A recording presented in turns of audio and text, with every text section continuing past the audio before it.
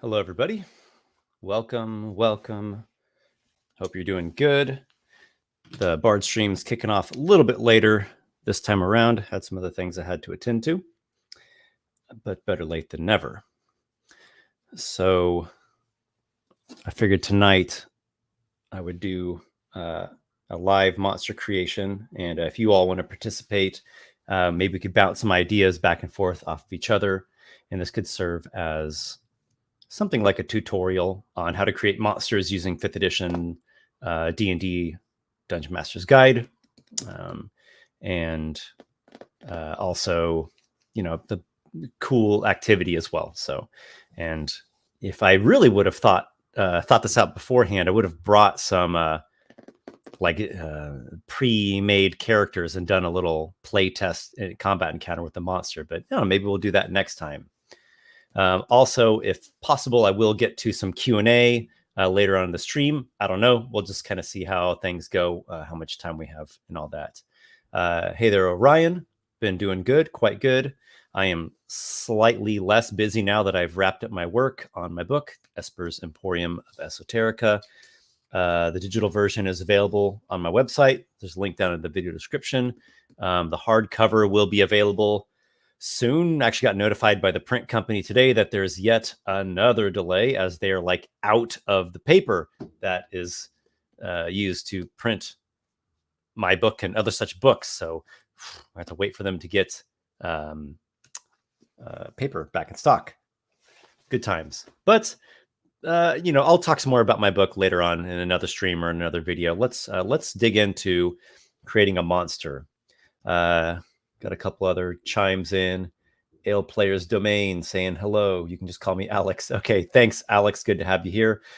Down under Blunda. Hey, SB. Hope you're doing well. Hope you're doing well as well. Real Holtzinator with the super chat. Thank you. Thank you very much.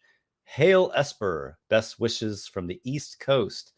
Thank you so much. I greatly appreciate your generosity. So might as well ask you, Mr. Holtzinator, do you have any kind of monster concept? What I'm going to do is a kind of a basic walkthrough on creating monsters in D&D, because there are actual guidelines of how to build monsters and get the stats right and the numbers right, at least pretty accurately right. It's in the Dungeon Master's Guide, starting on page 273, I want to say. It's pretty far in the back. It's in the DM workshop section. Here we go. All right, so 273 is where it starts with creating a monster. It actually starts with talking about modifying a monster, which is also a cool thing to do. And it's probably a little bit simpler and faster to modify a pre-existing monster. Maybe we'll do that later. I don't know. Let's just focus on building a monster here together. And hopefully this will be informative for all of you dungeon masters out there, or all of you who are kind of starting off on your GM path and wanting to get some more familiarity of how to actually build a monster using the actual guidelines, which is important to do, I think. So, Holtzinator, not seeing any concepts from you. Anybody else have a monster concept? If no one has a monster concept to start this creature off with, then I'm just going to start doing random rolls, and who knows what in the world will happen because of that. Alex says, been a big fan of you since 4E. Thank you so much. Thank you for being around the channel for all these years. Holtzinator, none come to mind.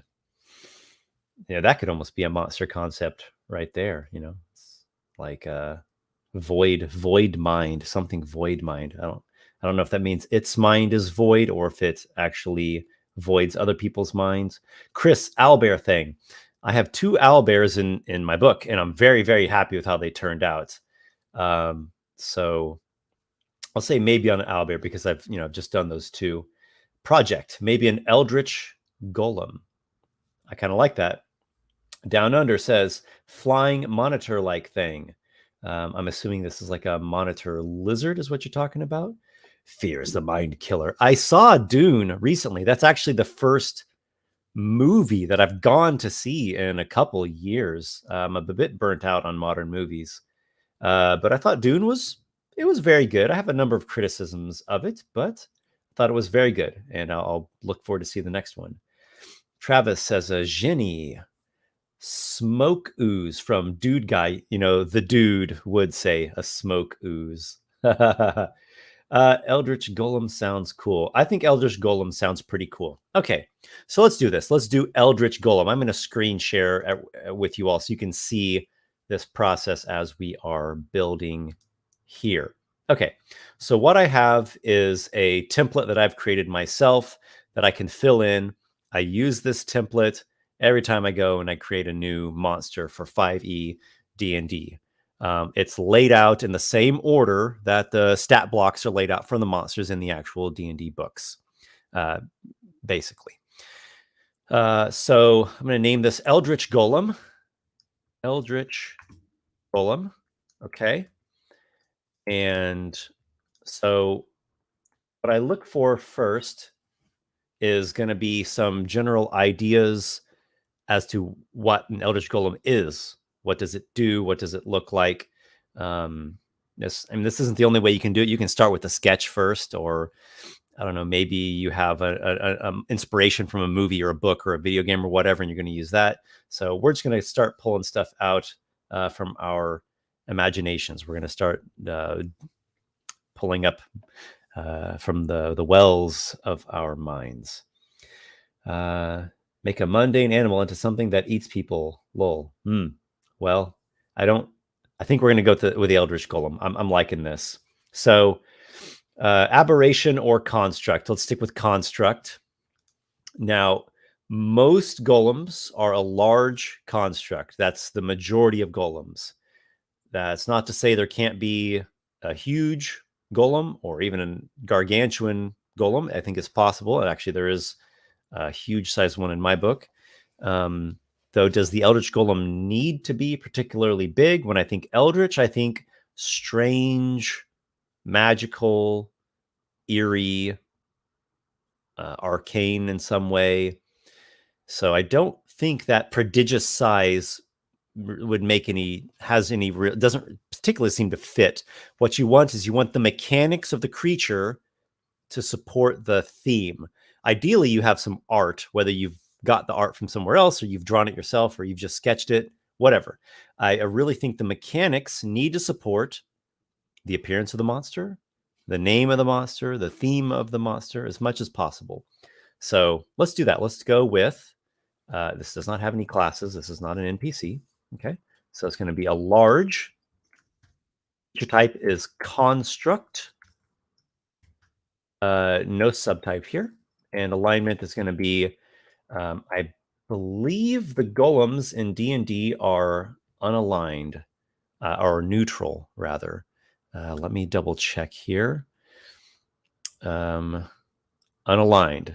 The flesh golem is neutral because it's actually a little bit smarter than the others. But typically a golem is unaligned because it's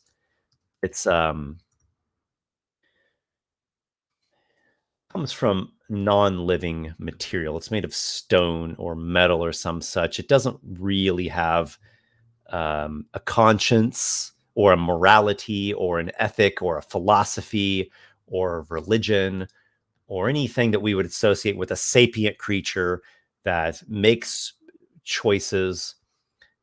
So much like how animals and most oozes are unaligned, that's how a lot of constructs are.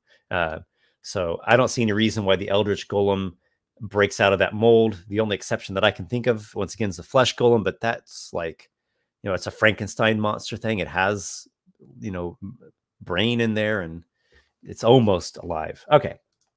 So there's a bunch of different stats that happen when you build up a monster, all kinds of different things. And that's going to all play into its final challenge rating. And what we're trying to do here is we're trying to get all of its statistics to be, to fit within the challenge rating that we're going for. In other words, balance. Ideally, the monster is not going to be too strong, or too underpowered for its given challenge rating. Now, let's compare this to some other golems. We actually have a good baseline of comparison since it's a construct, since it's a golem.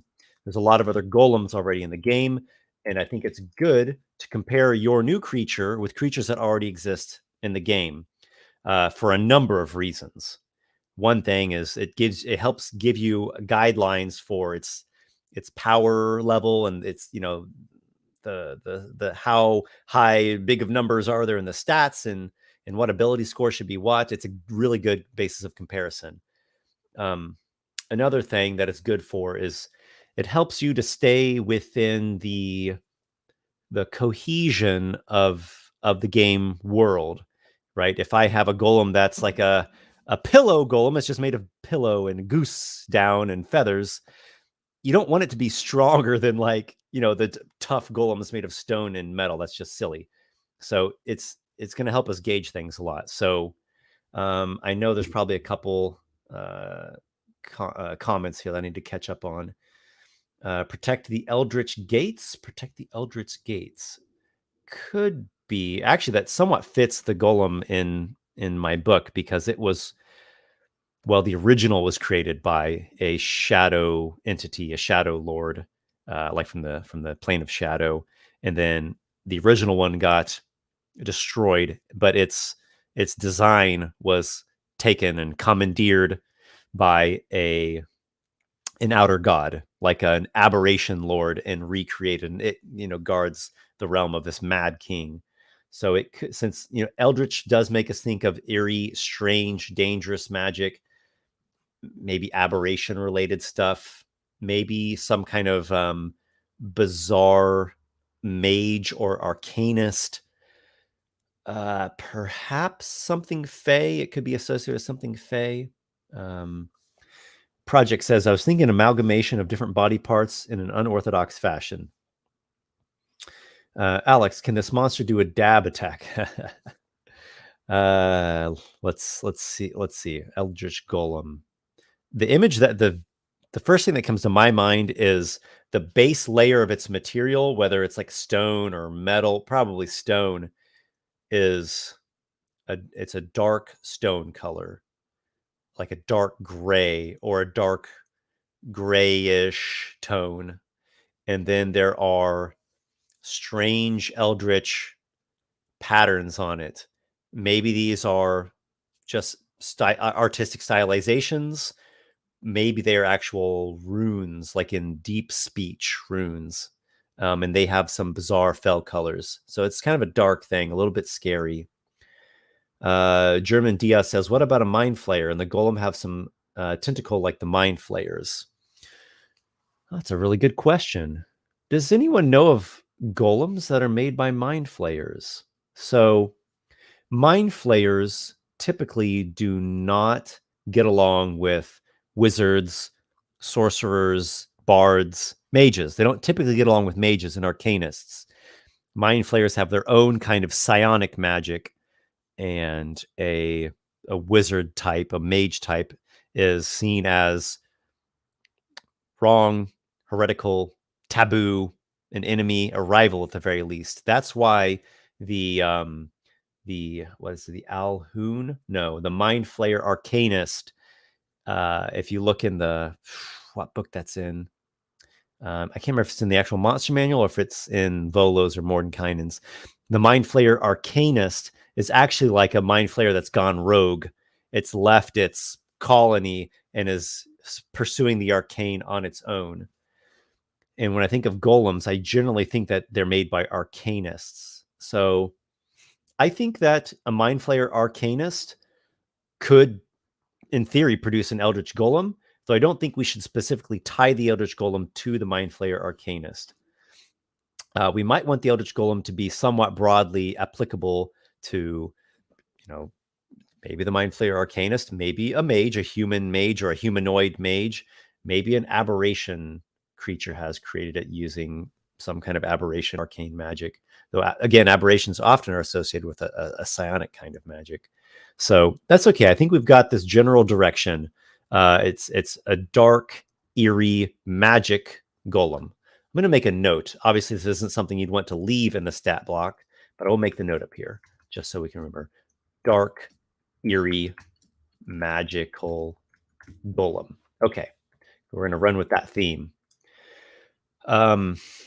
There was some point I was making, and I want to get back to it. Okay, so we've got the general theme. I've got this rough image of it in my imagination. We know its name, we know its size, its creature type, and its alignment. So we've got this good direction. We have the ball rolling. We might want to pick a challenge rating now. I think that's gonna help us stay oriented and keep us on track to know exactly how we want to build this thing. So I'm going to compare this to other golems, all right? The flesh golem is CR5. Does the Eldritch Golem feel stronger than a flesh golem? Does it feel stronger than like a Frankenstein's monster? I can see it being stronger than that.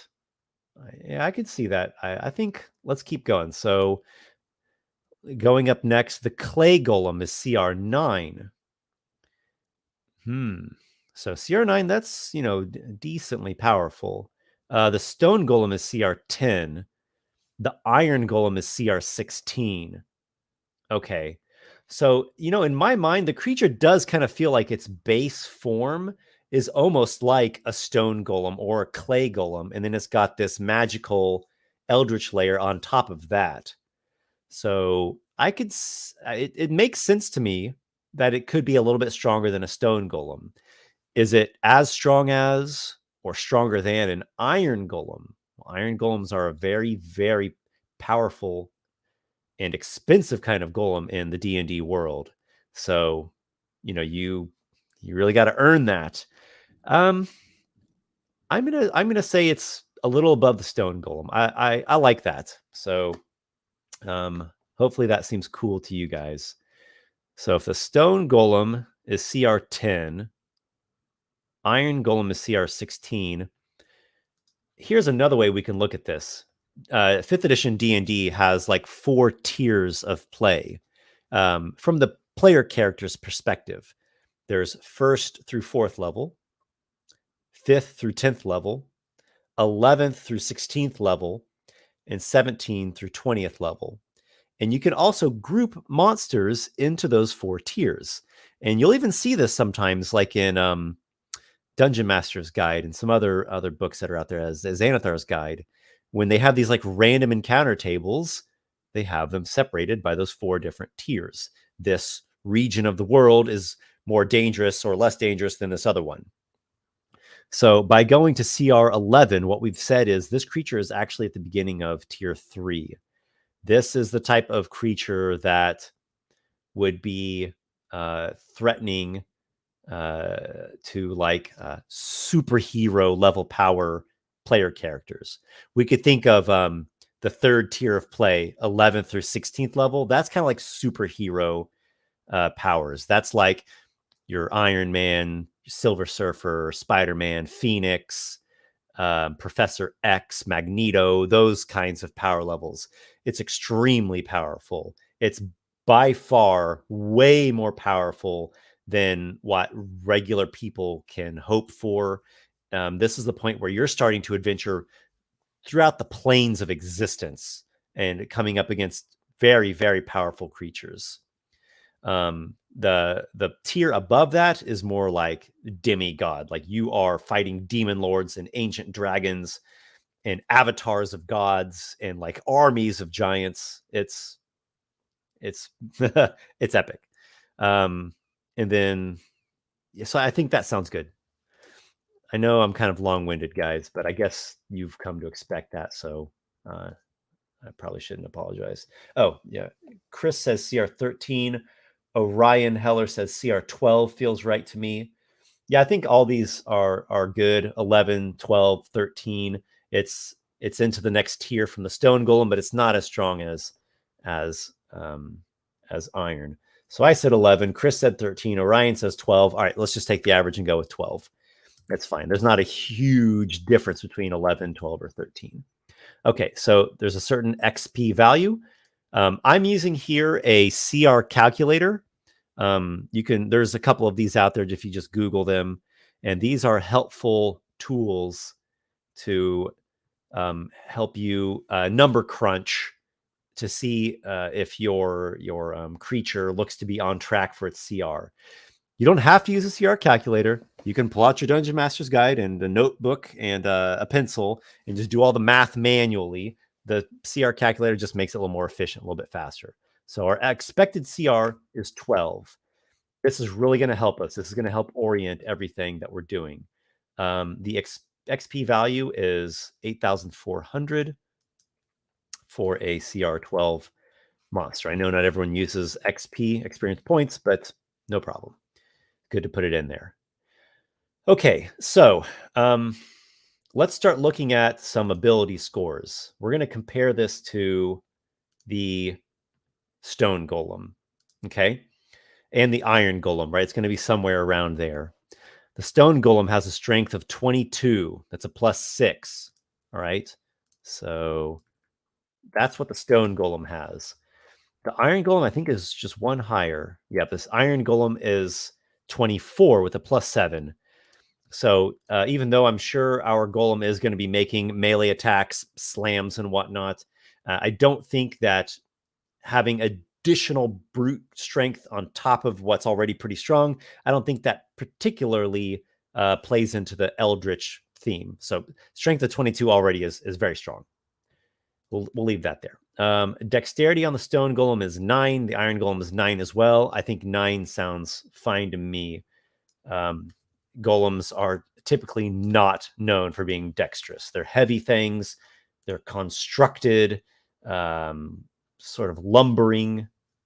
Okay, let's go on now to Constitution. This should be pretty high as well. A Stone Golem has a Constitution of 20 with a +5. Okay, and an Iron Golem has a con also of 20 with a +5. So let's just stick with that. I don't think that, again, having a higher Constitution than the Iron and the Stone Golem really makes any sense for this creature. Intelligence. Golems are not known for intelligence. Again, they're constructed things. The Flesh Golem is a little bit smarter because it does have a brain and made of actual human body parts, but that's an exception. So it looks like all the other Golems have an intelligence of 3. So let's roll with that. Intelligence of 3, which is a -4 is the modifier. Now at this point, we probably need to start thinking, okay, this thing is going to have some kind of magical effect. And that magical effect might have a DC, right? It's going to provoke a saving throw in the player character who is going to need to roll whatever saving throw against the DC of the Eldritch Golem.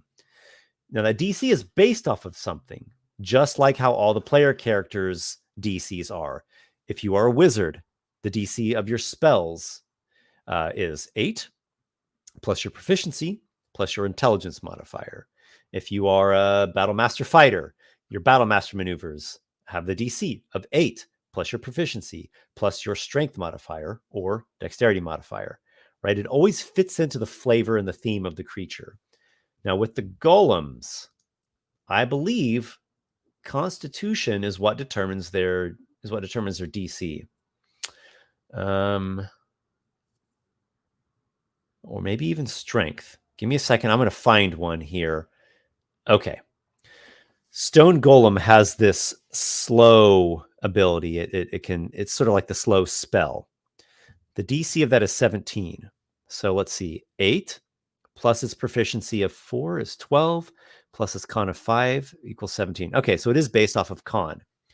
So even though this creature is going to have some kind of magical qualities, it's not really a spell caster in the sense that it's going to use some mental ability score to cast spells, either by knowledge like a wizard or by spiritual connectedness like a druid or a cleric, nor by force of personality and essence like what charisma would be in a sorcerer or something. So let's keep rolling with this. I think we're on the right track. Wisdom. Golems are not particularly known for wisdom, but they're not particularly bad either. Wisdom of 11 looks like what they pretty much all have. Okay. And then charisma is also pretty terrible because we're talking about animated chunks of rock here. 1, 1, 1, 1, 1. The flesh golem's going to be a little bit higher to 5. This creature, again, I think is made out of stone of some kind, maybe metal. So yeah, charisma is not good. Okay. So our base stats look like our base ability scores, rather. They look like a stone golem. I don't think that's a problem. I don't think that we have any need to break it out of a stone golem. It's going to function and it's going to fit the theme with this. Now, if you go and create a completely original monster, totally from scratch, you'll obviously come up with different ability scores. These are going to play into everything with a creature, and you know what? If we need, we can modify them later. But I think for now, this is going to be fine. Okay, so what does this creature have proficiency in? I know I'm skipping over the armor class, hit points, and speed, but don't worry, we'll get to those, and you can do these in different orders. This is just a way that I like to do it. What is this creature proficient in? So, do golems actually have saving throw proficiencies? I don't think so. They're not like again, they're animated chunks of matter, of non-living matter. So that doesn't really play so well into having proficient saving throws. What really is going to help illustrate that these kind of resistances is actually going to be here with damage resistances, damage immunities, and condition immunities. So while a golem probably doesn't have like any particular penchant or training or innate racial ability to have any edge in a saving throw, they're also just going to be immune to certain things, right? They don't really have a mind, so you can't scare them or charm them, for example. Okay. Skills. Again, it's kind of the same thing we just saw with the saving throws. They don't train in skills, so that doesn't really make any sense. Other proficiencies, no, I just use this mainly for like an NPC that's proficient in say thieves tools or an alchemist tool or some kind of instrument. All right, damage vulnerabilities. I don't think we need to give this creature any vulnerabilities. There's no particular vulnerability I can think of for being made of stone or metal. There's no precedent in that in the game. It's not like he's made of glass or made of some hyper or super flammable material. Damage resistances. Maybe. I'm going to leave this blank. Maybe. There will be some damage immunities, absolutely. When you get into this high-powered of golem, one type of damage immunity that we're going to see is non-magical weapons.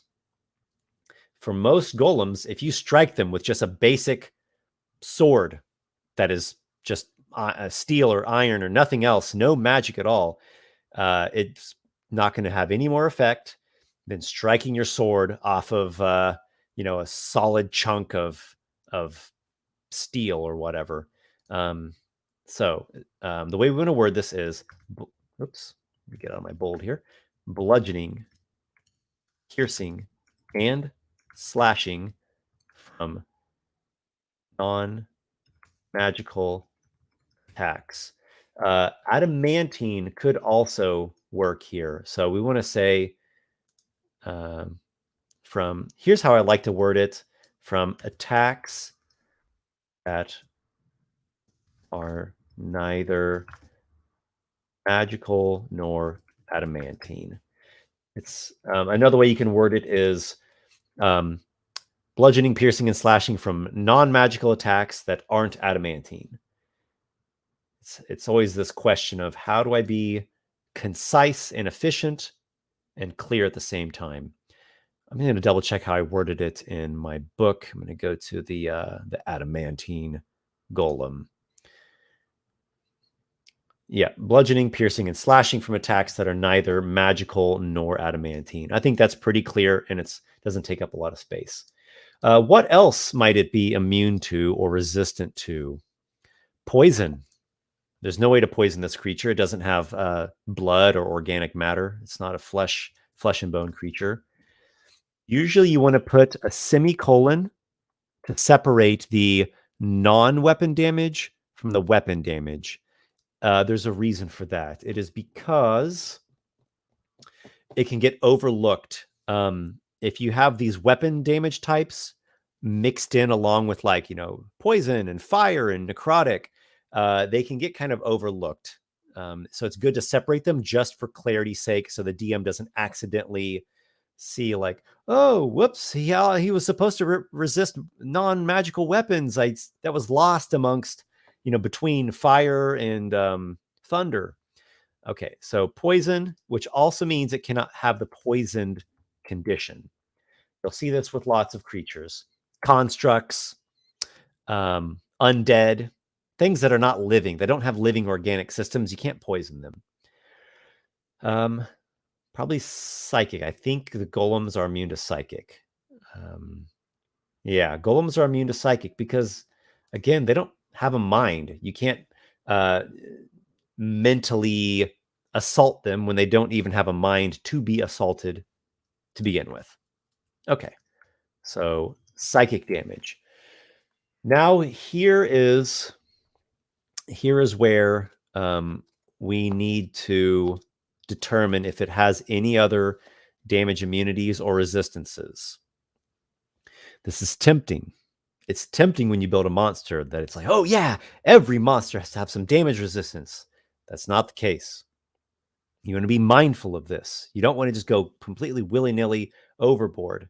You want it to really make sense. And that's kind of what you want to do with all the abilities, but I'll just use this damage resistance immunities things as an example, since that's the part we're on right now. You want to really make sure that the thing you're giving the monster really makes sense.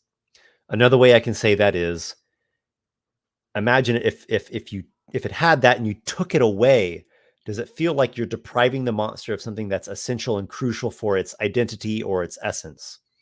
Like, for example, if we took away the poison immunity, that it doesn't make any sense. It really feels like you are going against what this creature truly is. Okay, so let's run through the damage types. Acid. Is there any good reason why this creature really would resist or be immune to acid damage? I can't think of a reason. Cold. Same thing. Fire. I mean, yeah, you could say, it's hard to burn metal and it's hard to burn stone. That is true. It's also hard to freeze, damage, right, metal and stone with cold. But this is something beyond, right? This, even though it is made of metal and stone, and I've been kind of repeating that, at the same time, it is a creature. It does have animation, and these are like magical blasts and attacks we're talking about. It's kind of beyond just, oh, it's got some, snow falling on it or just a little candle flame, right? These are intense blasts of energy. If you look at the golems in the monster manual, for example, you'll see that the iron golem is immune to fire. But there's a reason for that.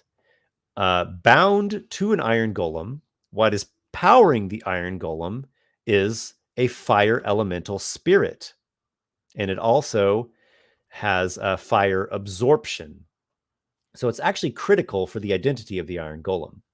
The flesh golem is immune to lightning, and it absorbs lightning because, again, it's this Frankenstein monster type creature that got animated with lightning. It's alive! It's alive! I hope you all have seen the classic movie there. And again, there's an elemental air spirit or elemental storm spirit bound to the flesh golem. That's what's animating it. So we might as well just state that now with the Eldritch Golem, what's animating it. I don't think it's an elemental spirit. We've gone with an Eldritch theme, not an elemental theme. So it's almost like it has an aberration spirit powering it. Maybe it's the like the soul of a mind flayer or the soul of a mind flayer arcanist. I'm not saying it has to be, but the potential's there. So I like that idea that it has sort of an aberrant spirit bound to it. That's what's powering it. Golems always have bound spirits. So when we think of aberrations and like some typical damage type that one would associate with aberrations, poison and psychic are kind of the two that immediately come to my mind. Maybe force. Let's keep running through the damage types. I don't think the elemental damage types make any sense to give it the immunity. Not thunder, not lightning. Radiant. Searing light or holy power. That doesn't seem to have anything to do with this. Necrotic, which could be negative energy or, withering flesh or harming the soul. Nope, I don't get a necromantic, undead, negative energy plane. None of that feeling here. Force. Have I covered them all now? Does that just leave us with force? I think that just leaves us with force. Is there a really good reason why this creature should resist or be immune to force damage? It's pretty rare that a creature resists force.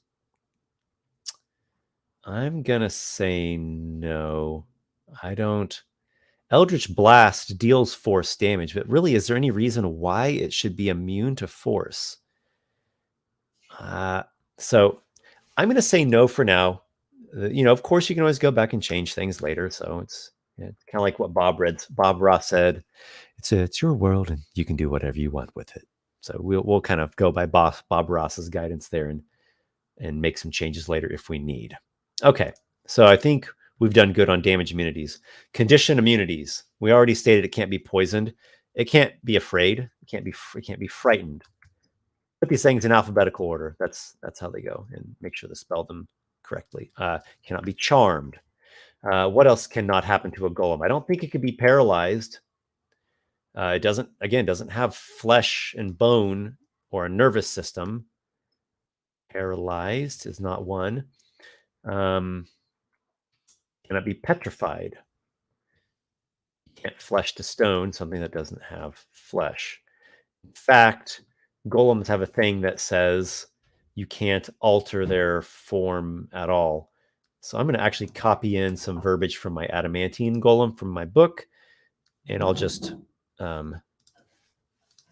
edit this to suit. Okay. So we don't want Adamantine form. We want immutable form. Immutable form. Immutable form, which says the golem is immune to any spell or effect that would alter its form. The golem is immune to any spell or effect that would alter its form. That's how golems really are. They are. It has to do with their creation process. They are first they are built like a giant suit of armor, or a statue, even, or a sculpture. Then they are bound with a spirit during an arcane rite or an arcane ritual. They're very expensive to make as well, so we shouldn't forget about that. Equipment. No, we don't need equipment. Languages. I think it understands the language of its creator but cannot speak. Understands the language of its creator but cannot speak. That is the precedent with golems. I don't think there's any real need to break out of that precedent. What I would say here, and since I've kind of repeated myself a few times where I'm comparing this to what the precedent is with golems in the game, if you want to break out of that mold, you want to do something different, and you want to really come up with your own original thing, it's totally fine. Don't call it a golem. Give it a different name and make it not a golem, and do away with things that are characteristic of golems. Like do away with that immutable form. Do away with the immunity to the non-magical weapons, non-adamantine, non-magical weapons. Let me catch up on some messages here. Resistant to temptation. Well, yeah, no, it can't be charmed, so no tempt in this one. Resistant to necrotic senses of an eldritch origin. That's kind of what I talked about earlier. You want to resist the temptation to put stuff in there unless it really, really fits the theme of the creature. And it's not a necromantic creature. It doesn't have an undead spirit bound to it. There's really nothing that makes us need to put necrotic in there. Chris asks, what did we say it was made of? So it's still kind of up for debate. In my mind, it's a dark stone with eldritch trimmings or even eldritch deep speech runes set into it. I guess it could be something else. Maybe it could be some kind of far realm crystal that it's made out of. Orion says, perhaps the soul of a punished eldritch warlock is powering the golem. Maybe. Dude guy, soul of a night gaunt. Down under Blunda. Quick question, is it the soul of someone bound into it?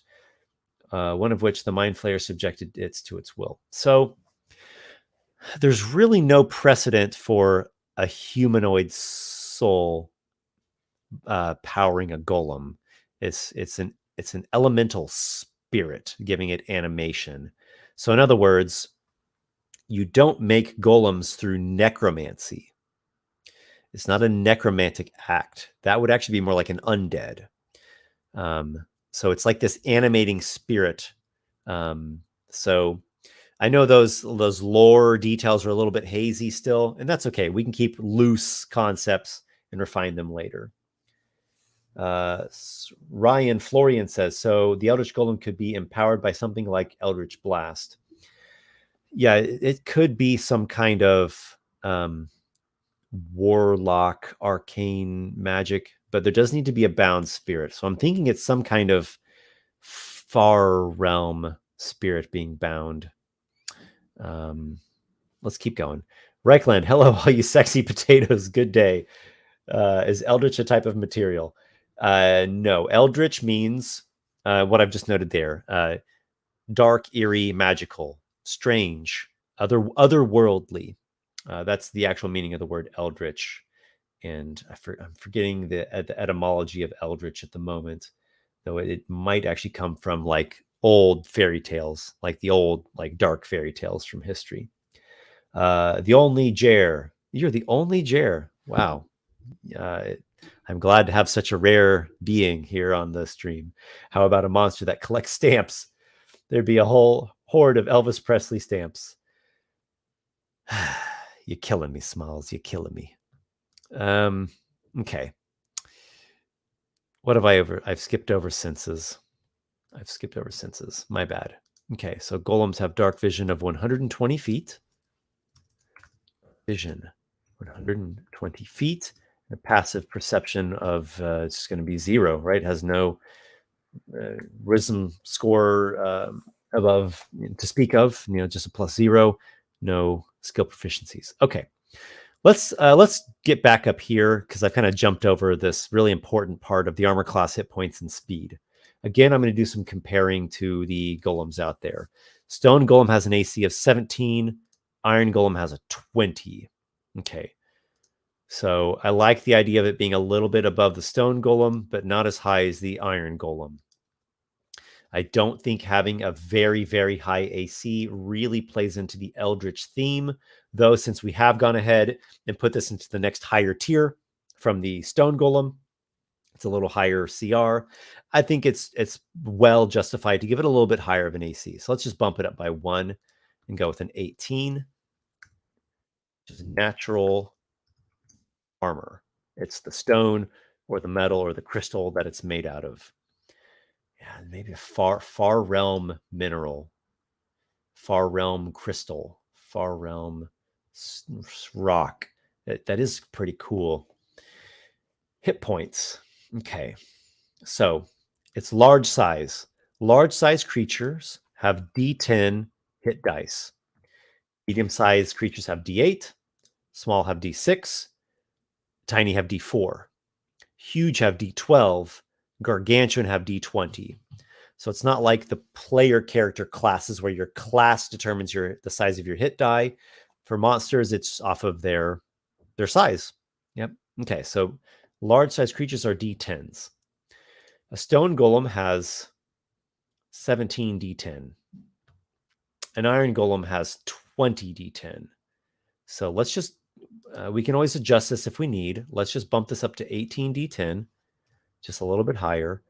And remember, you add your constitution modifier for each of the hit dice. So That's like 5 times 18 is 90. And then the way that you the way you do their hit points is it's the average of this. So the average of a D10 is 5.5. A lot of people think it's 5, just like a lot of people think the average of a D6 is 3. But actually, the average always has a 0.5 on it. Think about it. We have a D10. So if we put these 10 numbers out here, 1, 2, 3, 4, 5, 6, 7, 8, 9, 10. On one side, we have 1, 2, 3, 4, 5. Right? There's 5 numbers. And on this side, we have 6, 7, 8, 9, 10. There's 5 numbers. So what's in the exact middle of that? 5 and 5. There's this middle point, which is 5.5. Okay. So it's 18 times 5.5. Our CR calculator is going to do this work for us just to avoid some mistakes. What I said at 18, okay, that's 18 large hit dice, which are D10s, has a constitution 20. That gives us 189 hit points. Let's check it up here. 18 D10s plus the 90 from the constitution, 189. Again, we can tinker with this. Kind of the last step or near the last step of building a monster, what you're going to do is like fine tune things to get it right into that kind of sweet spot for the CR. But this is good enough for now. So 189 hit points, good chunk of hit points, and 18 is a pretty good respectable AC. So already we're getting this in line with what's expected of golems. Speed. They're not particularly fast. They're kind of lumbering things, but they are very strong. And, strength, physical power does lead into, moving faster, at least in the sense of like how fast you walk or you run. It's also tall, so it has these longer strides. An iron golem has a 30 speed. Stone golem has a 30 speed. Flesh golem has 30. Clay has 20, actually. So I think 30 is the way to go. It's powerful, but it's very heavy. So it just has like this kind of averages out to what a typical human has. Cool. I think that's fine. I think our base stats are looking good. There's some other things I can touch on just as we go along. Spellcasting. It does not have regular spellcasting like a player character or an NPC. It didn't study at a wizard school. It didn't go to a bardic college. It's not imbued or invested or ordained by a temple. Golems don't have spellcasting. Does it have innate spellcasting, which is kind of different? Maybe. I'm going to leave that door open. It's a hazy question mark. Weapon attacks. All right, so let's put an attack in here. Again, to get us started, we can always fine-tune it later. It's typical for the golems to have multi-attack or multi-attack. I'm not quite sure how to pronounce that. Multi-attack, okay? And it's a slam, I believe. Slam. A punch, swat, swipe, pound, crush. All those things get contained within slam. So for multi-attack, the golem makes 2 melee attacks. All right. So the weapon attack, just like for a player character, you have the proficiency bonus. A CR 12 is a proficiency bonus of, is that +5? It's +5.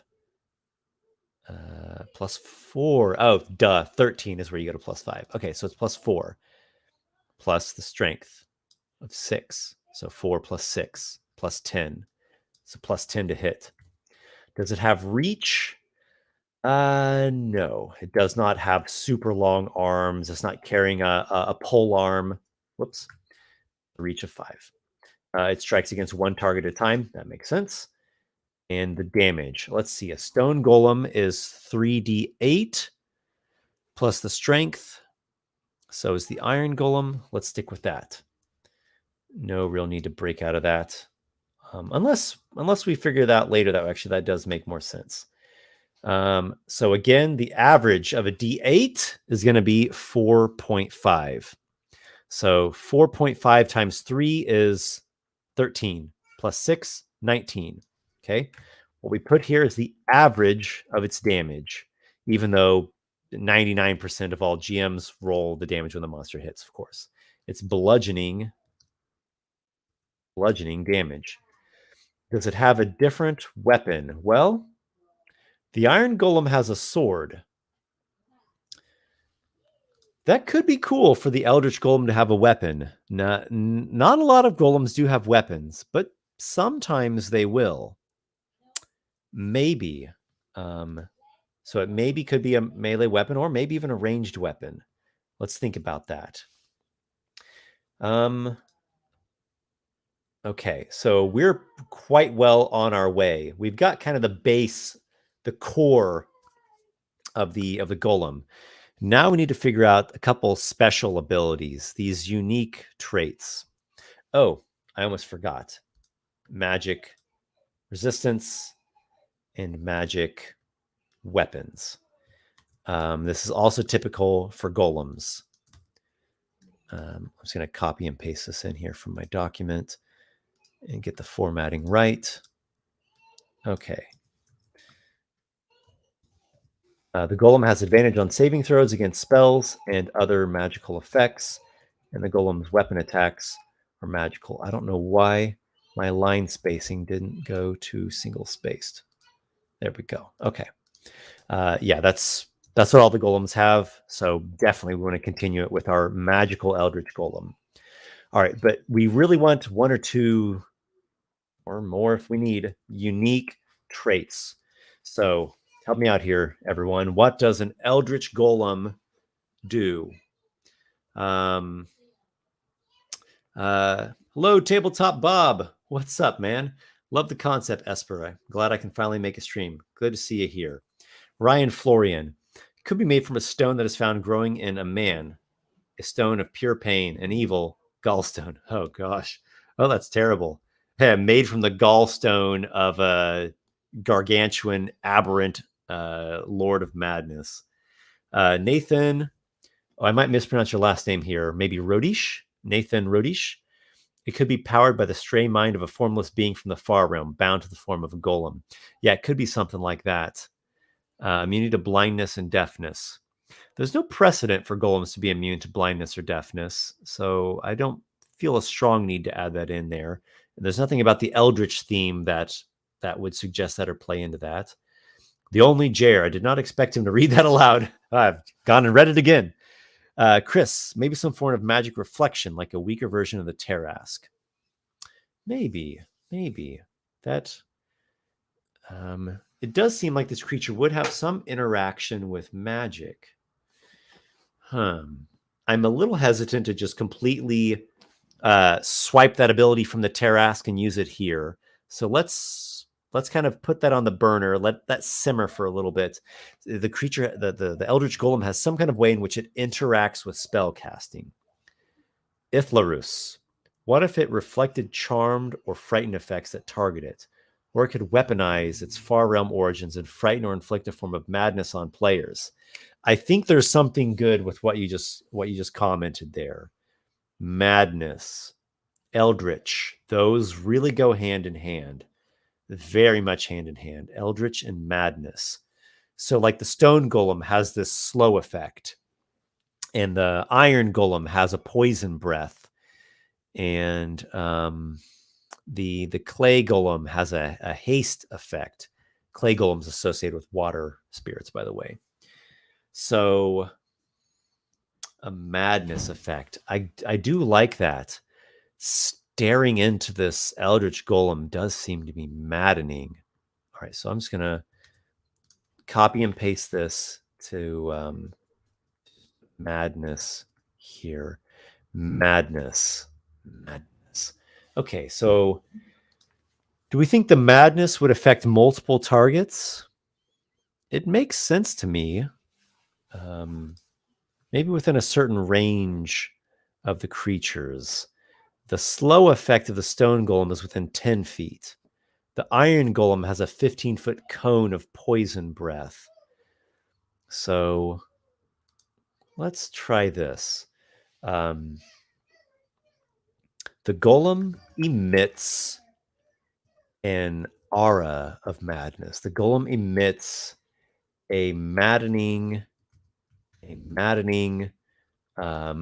what is it? It's a maddening array of lights, a maddening sound. What am I seeing in my mind here? A maddening field of clashing images, patterns. I like this, patterns. The Golem emits a maddening field of clashing patterns. All creatures, each creature, you want to say each creature within what's the distance? 10? Within 10 feet of the Golem? 20 feet of the Golem? 20 would be more powerful than the Stone Golem, and that's kind of what we're going for. It's a 15-foot cone on the Iron Golem, though, for its poison gas. Let's go 15. Each creature within 15 feet of the Golem must make a DC, and here's what I talked about before. It's going to key off of the con. It's going to be 17, right? 8 plus the proficiency bonus of 4 is 12, plus the con of 5 is 17. Okay. Each creature within 15 feet of the Golem must make a DC 17. Against madness, we use wisdom. Maybe in some rare cases it's charisma, but it's almost always wisdom against madness, because wisdom has to do with willpower and the mental defense, self-discipline, even saving throw. Okay. Each creature within 15 feet of the Golem must make a DC 17 saving throw. Another way we might want to word this is each creature within 15 feet of the Golem must succeed on a DC 17 wisdom saving throw or be affected by a magical madness. I guess I don't need A, by magical. It'd be good to specify that something is magical. This definitely seems magical. The Eldritch Golem's madness effect. Right? That seems magical, doesn't it? Let me catch up on some comments here. Orion says, how about a stored psychic themed spells in the Golem, like a helmed horror? Yeah, stored spells might be cool. What if it can cast back spells cast at it, says Reichland. Maybe a cone. Nathan, once again, it could have a mind-breaking aura. The closer you get, the more you risk temporarily losing your mind. That's pretty cool. The effect is stronger if you're closer to the creature. Project. I like the madness table. It could fit in. Maybe the force resistance instead of straight up immunity. I'm not sold on the force thing yet, but maybe we'll get back to it, because maybe this creature will have a kind of eldritch blast. Let's see. Tabletop Bob, the Canopic Golem. Have I said that right? Canopic. The Canopic Golem in the Candlekeep Mysteries was unaffected by spells of a certain level or less. I did that with my Adamantine Golem, though it's a very, very high CR. That's called limited magic immunity, which is a rare and very powerful effect. Vile Cur, a more immediate form of confusion, as madness is more long-term than combat would allow for solid negative effects. A more immediate form could be confusion, as madness is more long-term than combat would allow for solid. I think what you're saying is maybe the madness lasts more than just for a round, or maybe it goes longer than just making the saves at the end of each of your turns. I really liked that that thing that Nathan said about being closer to it has a stronger effect. It just seems unique. I haven't seen that in mini monsters, actually. So let's see what this looks like. The golem emits a maddening field of clashing patterns. Each creature within 30 feet of the golem must succeed on a DC 17 Wisdom saving throw or be affected by the madness. Yeah, this madness, the creatures. I think making it magical, specifying that it's magical is important. It seems like this is a magical effect. So let's do this. The golem emits a magical field of clashing patterns, of maddening images. Images or patterns? When I think images, you might see all kinds of things, right? You might see a scary creature in your mind, and then, this horrific landscape, and then some, they're actual scenes and creatures. Whereas patterns, it's like a psychedelic light patterns. I think the patterns seems good for a golem, being a construct and whatnot. The golem emits a magical field of maddening patterns. Each creature within 130 feet of the golem must succeed on a DC 17 Wisdom saving throw or be affected by madness. And then I want to say something later where, like, if the creature is right next to the golem, either the effect is stronger or they have disadvantage on their save. I don't think the disadvantage is the right way to go, though. I think the effect being stronger is the way to go. All right, so the 30-foot range is the general madness effect. And then for a creature that's literally within 5 feet of the golem, it's like this greater madness. So the Dungeon Master's Guide has a madness table, which is a pretty cool thing, to be honest. Something that I've implemented a few times, and it's it has some pretty interesting and bizarre effects. Do we want to do a random table with the Eldritch Golem? Well, I love random tables. However, they take a while to design. It's definitely beyond the scope of what I can do in this live stream. So for the sake of our live stream, I'm not going to do it. But maybe later I'll flesh out this monster more and actually change it over to a table. Oh, yeah. Maybe it could be a table of madness effects. And the creature that fails to save, you roll on the table and see what the madness effect is. But if you're the creature that's standing immediately within 5 feet of the golem, you have to roll twice and you get 2 of the madness effects. I like it. Oh, I like it. So yeah, this is going to be beyond the scope of the stream, but I'm going to make a note. So each creature within 30 feet of the golem is very affected by the madness.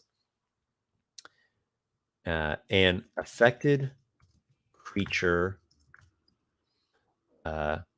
rolls on the following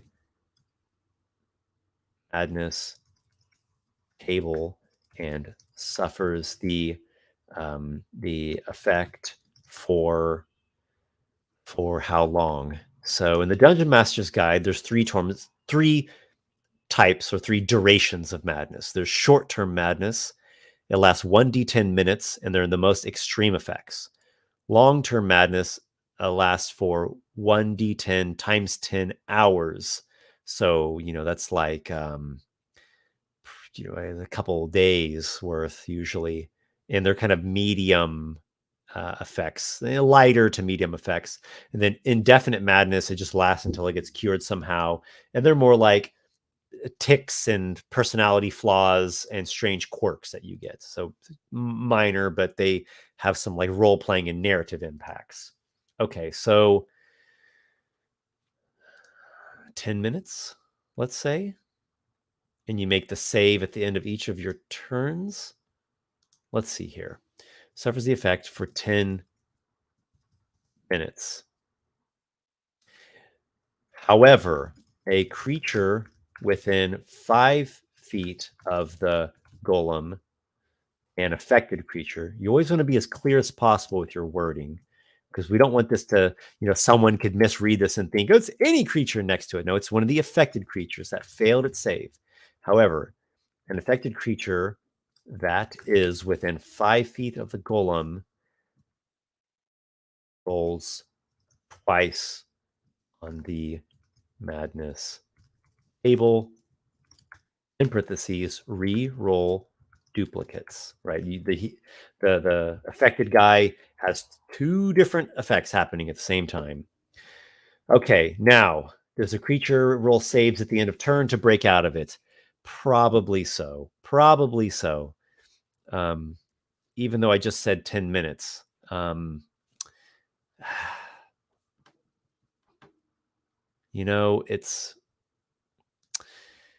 That's the way the slow effect is on the stone golem.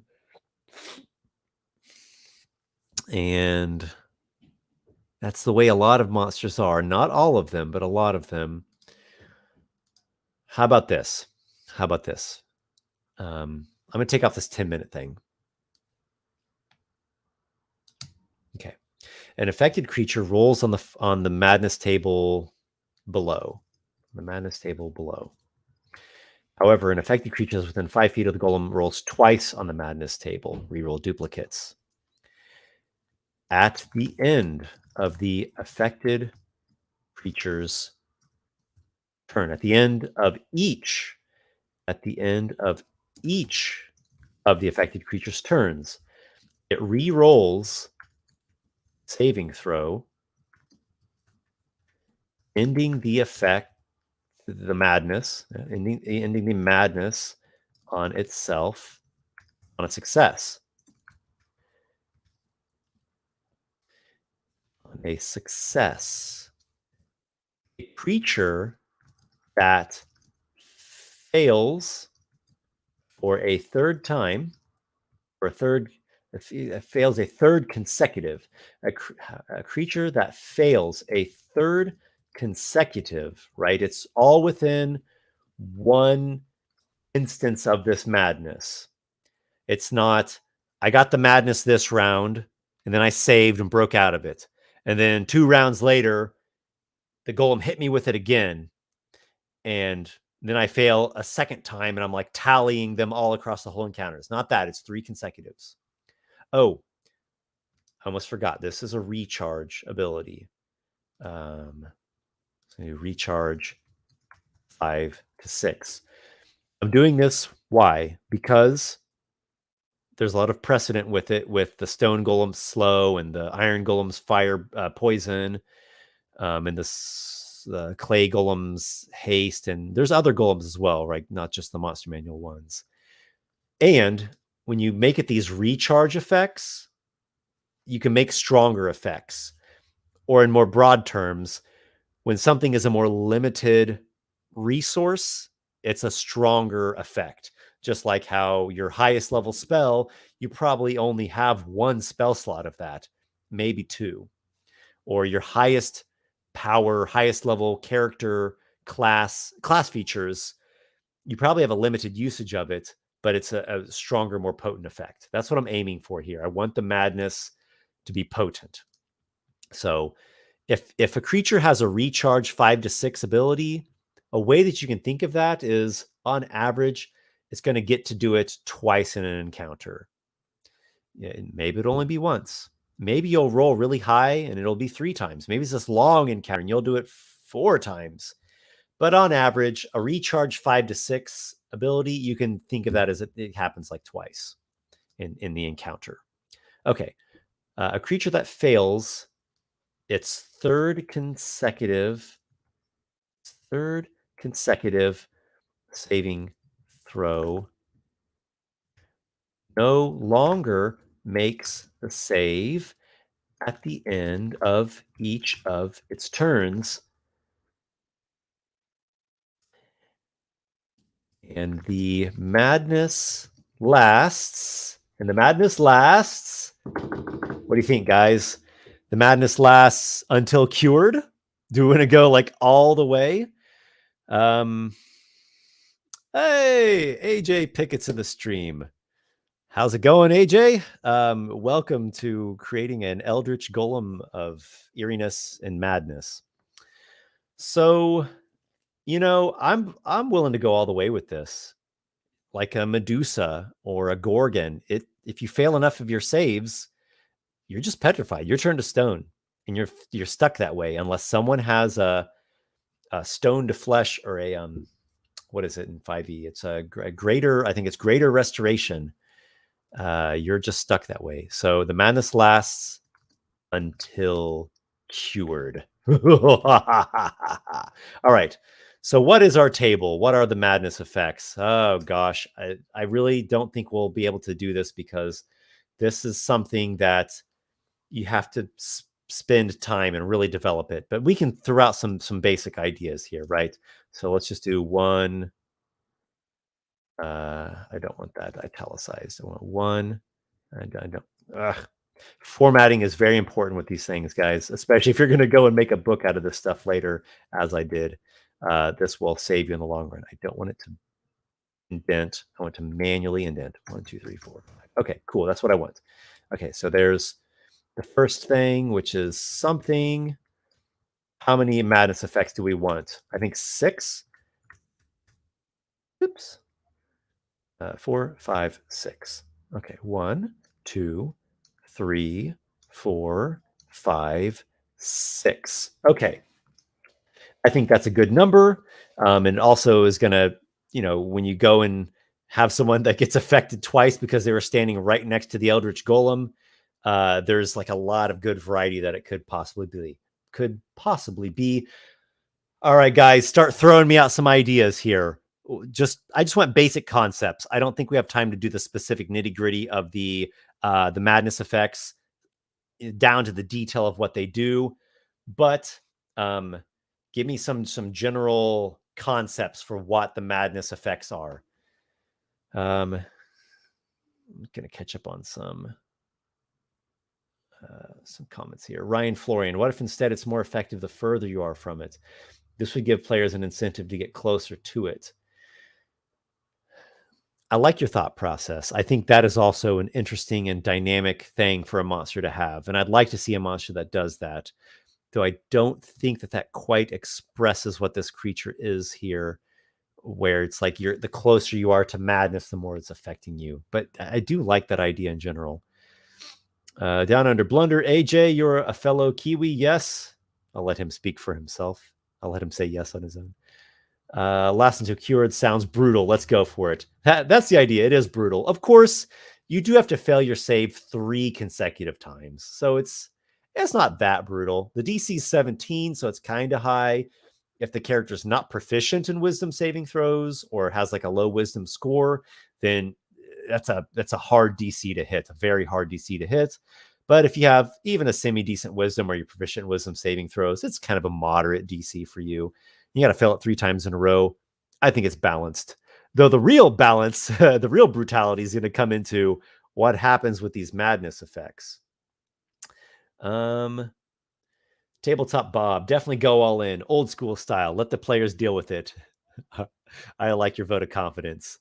AJ says the petrification can be cured by creating an ointment out of the alchemical fluids inside the golem. I don't think there's any petrification with this golem, but I do like the concept of the alchemical fluids inside of it being something to do with a cure. So I'm going to put this into our notes up here at the top. I put the notes at the bottom. I don't know why I'm putting notes at the top of this. Okay, here we go. Alchemical or aberrant fluids inside possibly can be extracted or harvested from the slain golem,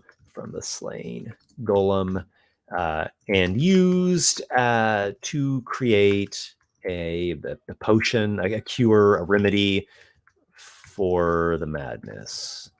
The madness. Okay. Help me out with some madness effect concepts, everyone. Attacks the nearest creature, friend, or foe.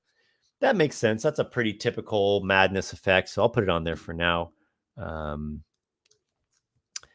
Attacks ally. All right. What else? Attacks nearest creature, even other players. Okay, we already had that.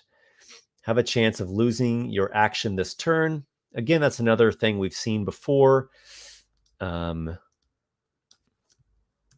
going to put in parentheses loses action, but I'd like there to be a narrative thing with it, like your eyeballs go flying out of your head, tentacles sprout all over your body, you liquefy for a moment. But that's not madness. That's, well, maybe you're imagining it, right? So terrifying hallucinations, right? You are hallucinating that your body is turning into slimy slugs. Okay. AJ says the golem has runes carved into it that a person affected by the madness can start to understand for some combat benefit. That's cool. I like that. They don't all have to be just completely negative effects. So some would say there's like a logic to the 1 through 6. Like the higher the number gets, the stronger or the more deadly the effect. So I kind of like that. So the attack ally, that seems, like at number 4, right? That's dangerous, but maybe not the most dangerous one. And the terrifying hallucinations, that could be the medium one. And so then number 1 would be the least dangerous or even partially beneficial. Mad insight. Mad insight? It's not insight though. It's like mad rune reading. I don't know. You can read the runes etched on the golem. Partially a benefit. I think there should be a downside to it and an upside. Partially a benefit. Okay. Partially benefit, partially detriment, but a lesser detriment. Should be a lesser detriment. Okay. What else do you all have? Come on, I want to get stuff out of your deepest, darkest recesses of your crazy minds. Vile Cur, CPCs as the golem can't determine which is the real one. That seems to play into the attacking the allies. Red Cape Time Traveler, next attack against an ally within 10 feet. Again, that's very similar to the attacking allies. Attack self. We could include the attack self along with the attack ally. So attack ally or self. Okay, so we've got that covered. We've got the, you madly, you have this compulsion that compels you to attack an ally or yourself, maybe even. So we're good on that. Reichland, the character starts speaking in tongues. Speaking in tongues. Okay. Speaking in tongues. What is the mechanical application for speaking in tongues? You can't talk. You can't cast spells that have verbal components. Not bad. It's kind of a lesser effect. Maybe that'd be the number 2.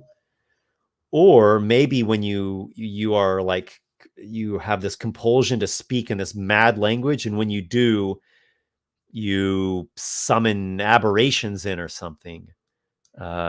Speaking in aberrant tongues, right? You call in beings or effects from beyond.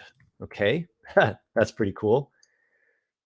Daniel Showalter, snake limbs. I like the thought. However, as I just caught myself doing earlier, it is a madness effect. It's a mind effect, even a magical thing, but it's not a bodily transformation. So I think the snake limbs would actually not be real snake limbs, but part of the terrifying hallucinations. Valkyr, casters must cast spells randomly. That's pretty cool. Let me put that in number 2. Casters cast spells randomly. I like the randomness. Okay. Daniel Showalter, imaginary evil friend, want you to kill. That maybe imaginary evil friend they want you to kill. My first reaction was like, oh, that's too similar to the attack your allies thing, but it actually could be something completely different. Let me think about that one.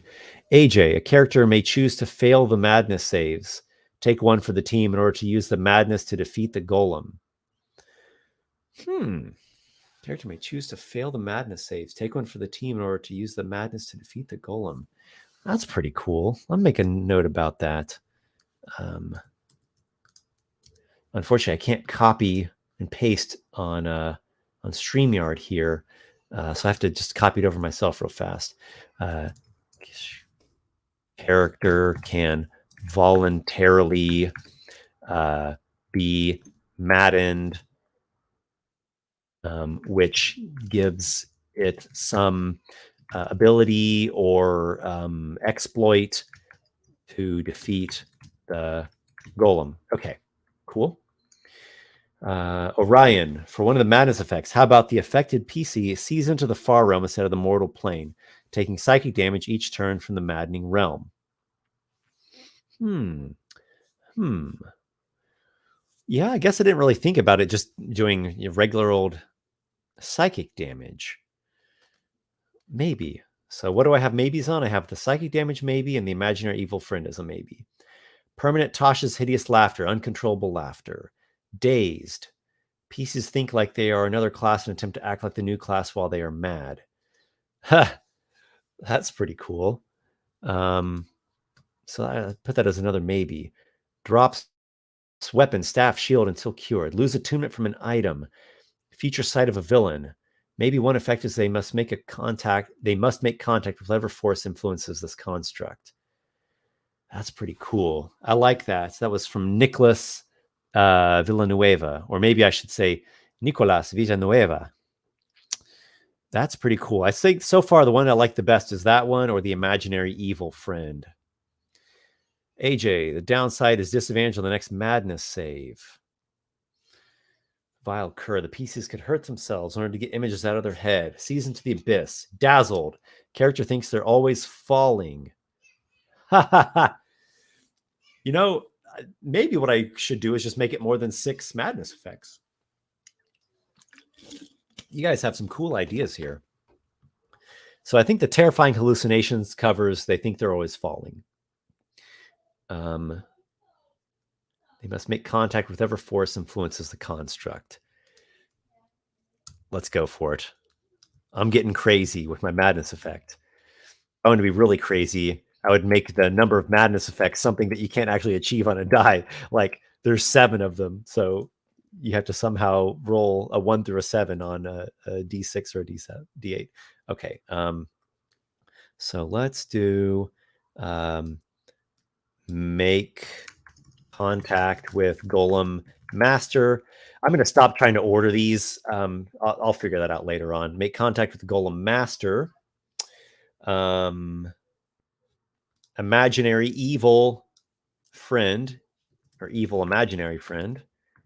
Evil imaginary friend, and we need one more madness effect. Memory loss. Have the golem consume the memories of the player. Purely story stuff too, like losing the memory of their families and friends. Maybe that is one of the madness effects from the Dungeon Master's Guide. Maybe manifest the worst fear of the creature. That'll go along with the terrifying hallucinations that I already have. Wow, this is a really interesting username here. Nystagmium. Is it pronounced nystagmium or nystagmium? I think it's nystagmium. Is that an actual word, or have you created that? I really like the sound of it. Catatonia, falls prone and they can see through the eyes of the golem. Falls prone and they can see through the eyes of the golem. Maybe. AJ, Madden character reaches into the border of the ethereal plane and pulls a lurking creature or spirit into the prime material plane. That, I think, could be underneath the speaking in aberrant tongues, calling in beings from beyond. Frost crisps. Perhaps a saving throw not to be affected by the speech. After failed, the tongues uses a different spell that might bluff the monster. That's pretty similar to what we already have in there. Reichland, people with the Cotard syndrome believe that the parts of their body are missing or that they are dying, dead, and exist. They may think nothing exists. Okay, I'm sold. Believe body part doesn't exist. Doesn't exist. Okay, that's good. So this madness effect that we have is a complex ability for this monster. So we don't want to overdo things now. We can add in maybe one or two more abilities, but we will want them to be not as complex as this madness effect, because this, it's got the different types of saving throws. You have to remember if someone's closer to the within 5 feet of the golem, it gets like a double madness. You have to do these random rolls. You have to remember what all the madness effects are. This is a lot to manage. It's a lot of management. It's a very heavy ability. It's hella cool, but it is heavy. So I really would suggest we don't want to really do anything else with this monster that's going to require like keeping track of something, right? I don't want any like having to keep up tallies and additional notes. I want things that are pretty much just one and done. So what could we give this creature? We could give it a kind of Eldritch Blast.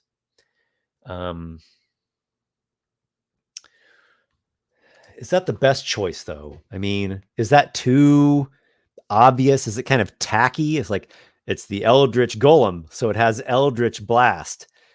It does seem a little too overly conspicuous.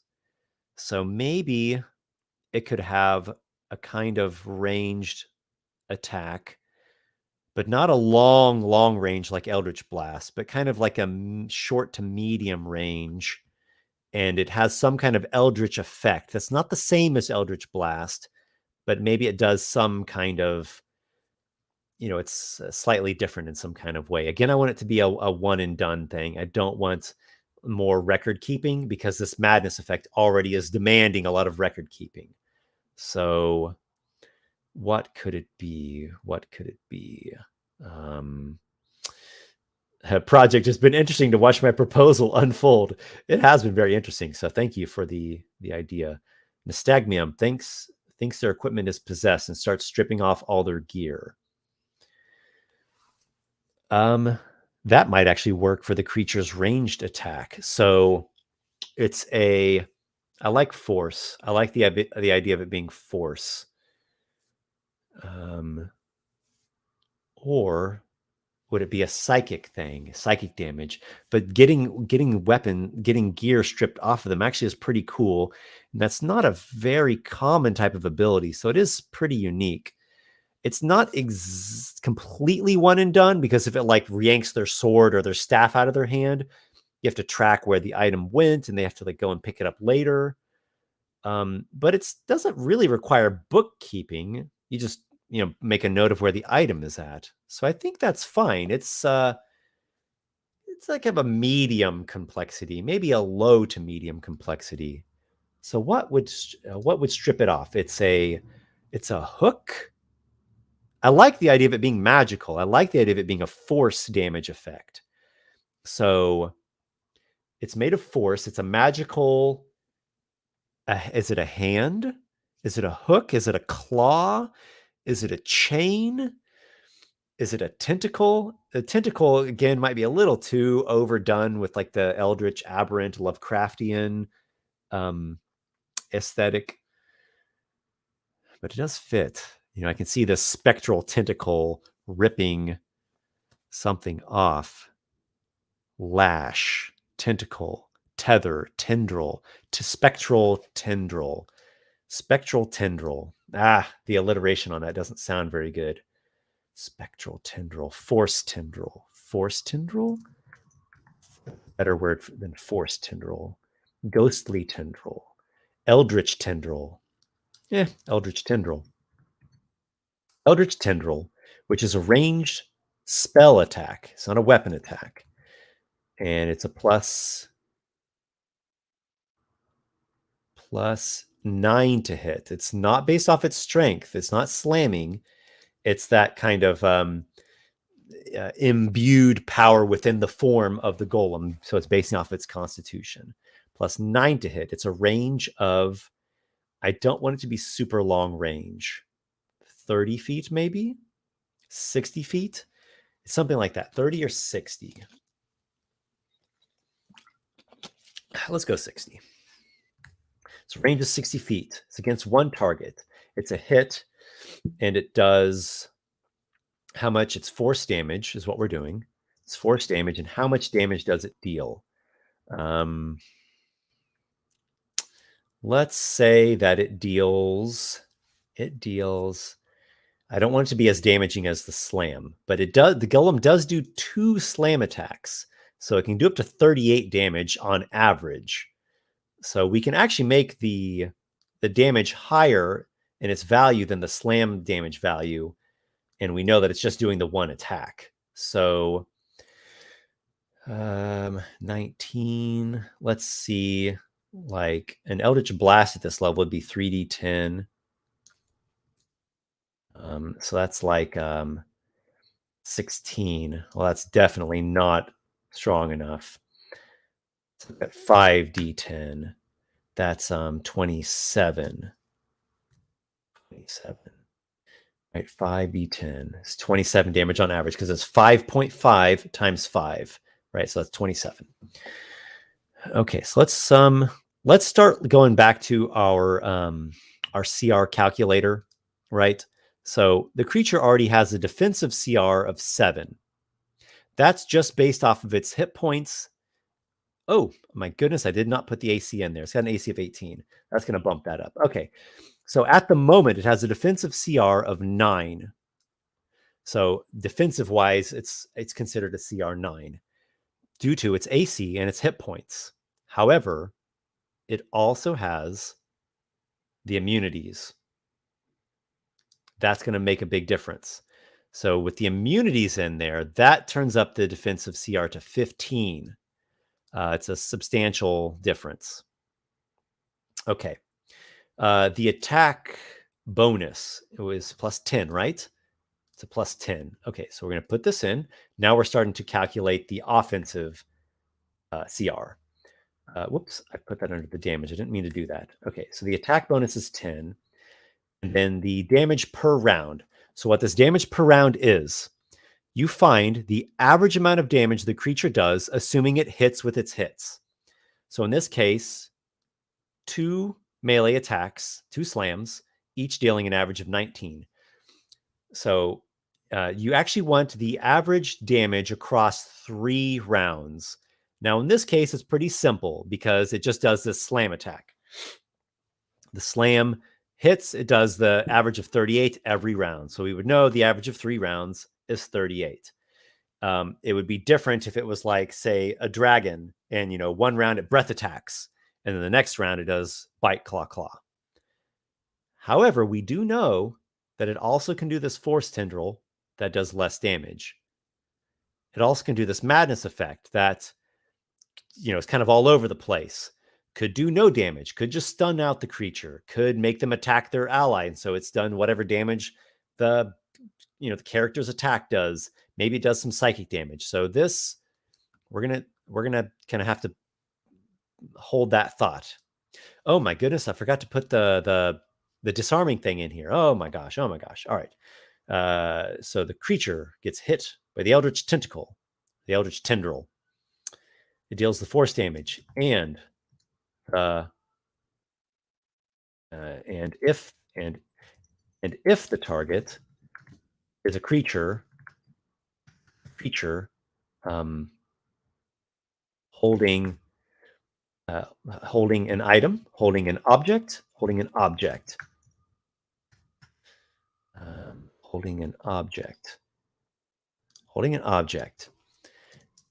it must succeed on a DC 17 Creature holding an object. Why is it doing that to me? Go away. All right.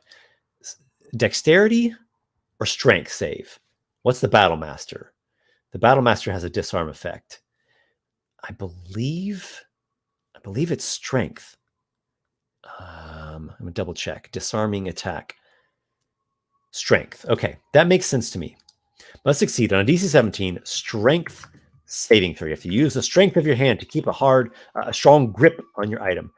Strength saving throw.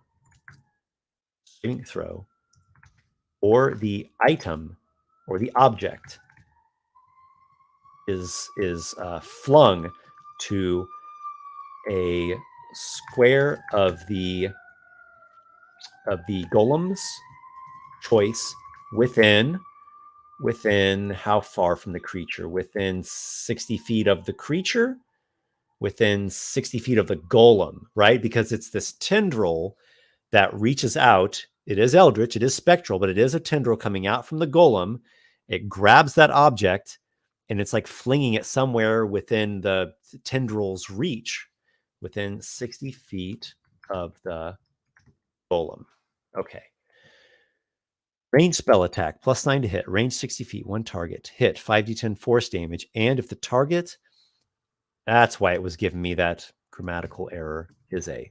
And if the target is a creature holding an object, it must succeed on a DC 17 strength saving throw, or the object is flung to a square of the golem's choice within 60 feet of the golem.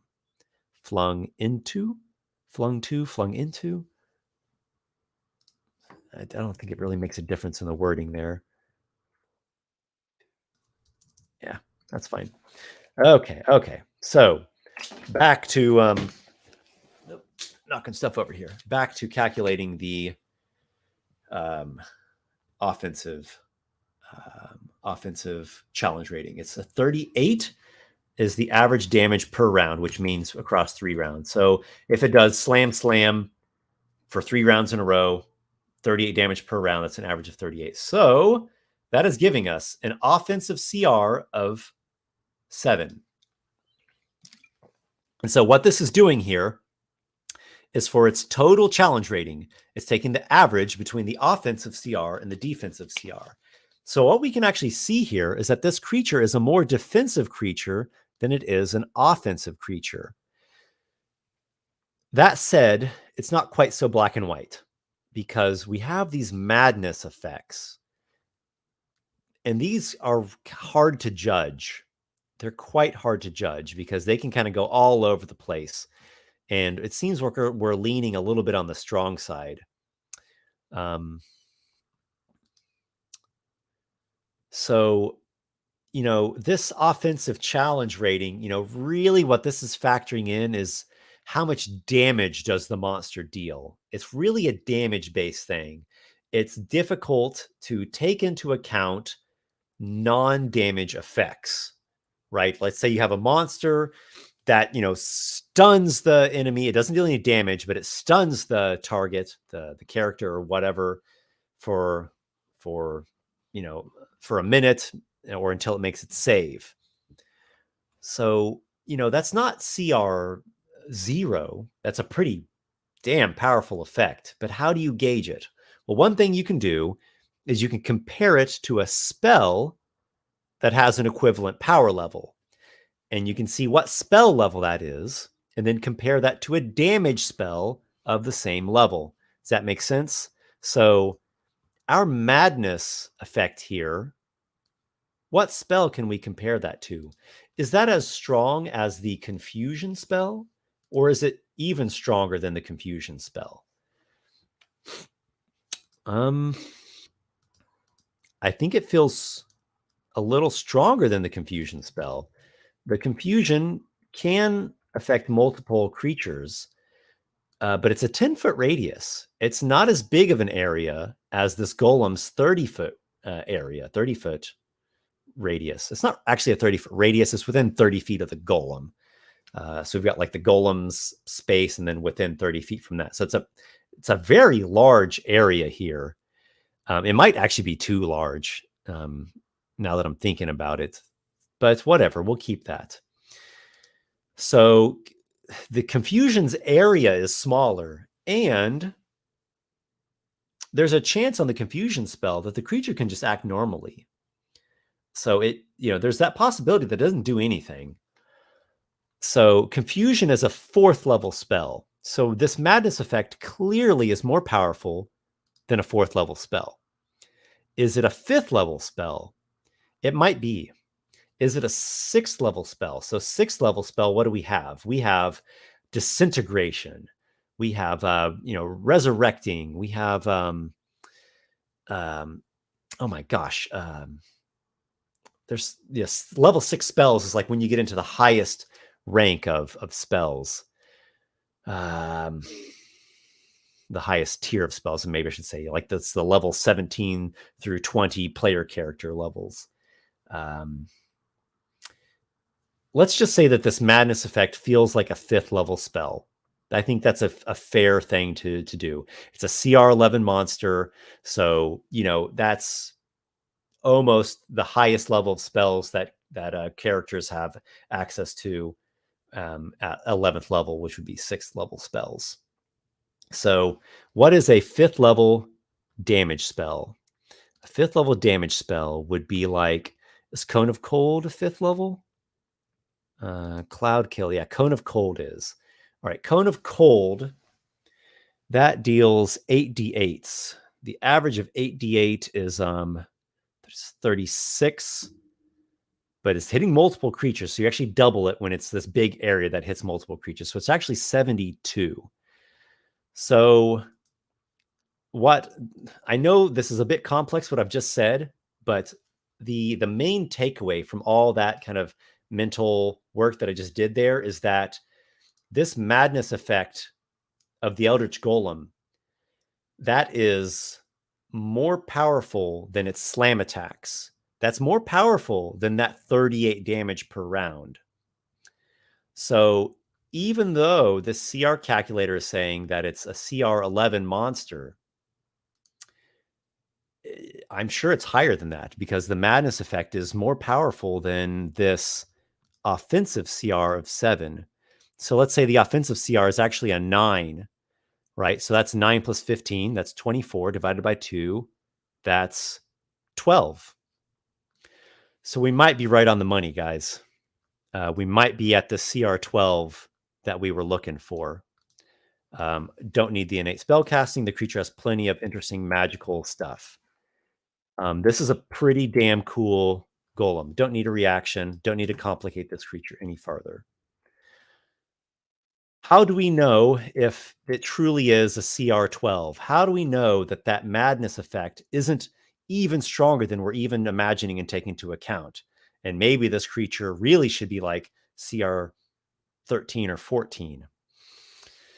Well, my friends, monster creation is not an exact science. It's not baking a cake. It is an art form. Part of it is just has to be your own judgment call. What you think feels like the right CR. And when you get in there and you compare it to other monsters of that CR or higher or lower, how does it compare to official monsters that have set precedents in the game? Another thing you can do is you can play test it. And that's really about the best thing you can do. It's also a lengthy process. So you got to kind of weigh the factors, if it's worth it to you or not. That said, we can safely say that what we have created here is either right on the money of CR12 or it's close to it. And with some fine tuning and adjusting, we can get it there. In the end, if it's stronger than CR12, what you can do is a simple solution is just increase the CR to fit what seems to be the CR of the creature. Maybe it needs to be CR 13, maybe 14. I don't know. Another thing you can do is you can tone other things down.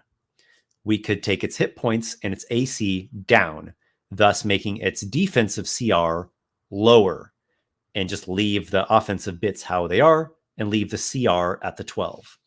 So there's always a couple different ways you can go with things. I think this has been my longest live stream ever, or maybe it's my second longest. I think I did go to 2 hours once. I know there are a couple of questions that you all have posed here that I didn't get to. Okay, no, actually, it seems to be that you all were just kind of speculating along with me how powerful that madness ability of the golems is.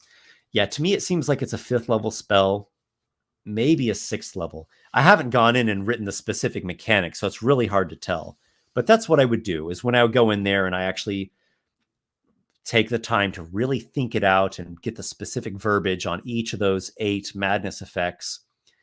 I'll be keeping in mind, all right, I need this to be within what would be a 5th level spell parameters.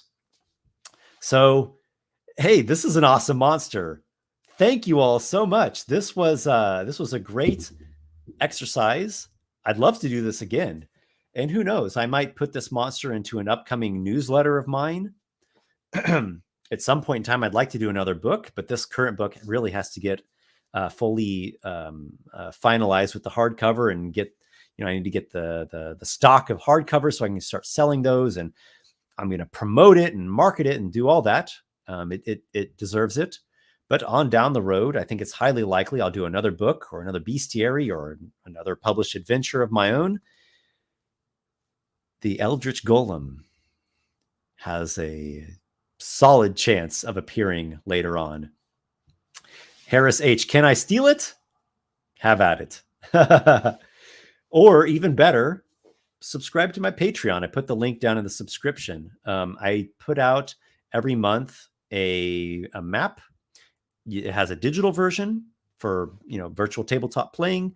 It also has a print version, a black and white printed home version for tabletop, traditional tabletop. I also do a newsletter that has a monsters that I get, like lore and concepts and stuff from my patrons, and that has art. It has the stats in a stat block. I do little mini articles of little bits you can add into your game of all kinds of stuff. This last newsletter was like low level plot hooks, and they were like these little adventure plot hooks or little side adventures you could put into your campaign. But I've done random the treasure tables and little skill challenges and NPC concepts. I always put these little articles in. There's a free version. Anyone can get that. And then there's the full version with the monsters and everything in it. That's part of the actual paid subscription. So check it out. There's a chance the Eldritch Golem will be in there, and it will be in a proper format with art. I didn't even talk about writing lore. You got to write some good lore. At least put a nice little adventure hook in for your monster. Joe D'Amico, or maybe Joe D'Amico. That Golem build was really cool, Esper. Great stream. Thank you very much. I appreciate you all participating and for watching my YouTube videos. Expect a lot more content to be coming out now that I have the book work wrapped up. I have a lot of ideas and very excited for some of the things that I have coming up. All right, that'll do it. Everybody, have a good one. Have a good evening. Have a good morning, wherever you are in the world. And may your adventures be many.